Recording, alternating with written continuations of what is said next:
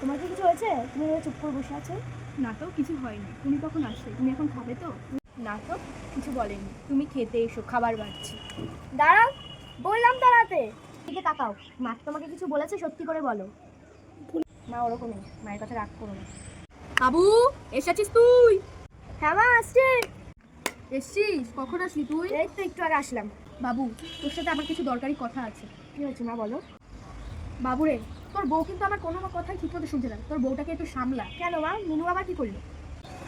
কি গো, তুমি খাবে না? দেখ বাবু, দেখ তোর বউয়ের কাণ্ড দেখ। আচ্ছা বাবা, তোমার বাপের বাড়ি থেকে এইটুকু শিক্ষা দেয়নি যে বড়দের মাঝখানে না বলে ঢুকবে না? থাক না মা। মিনু, তুমি যাও, আমি আসছি। দেখ বাবু, তোর বউকে বোঝা। না হলে এই বাড়িতে আমি থাকবো, না হলে তোর বউ। এভাবে বলছো কেন মা? আমি মিনুকে বোঝাচ্ছি।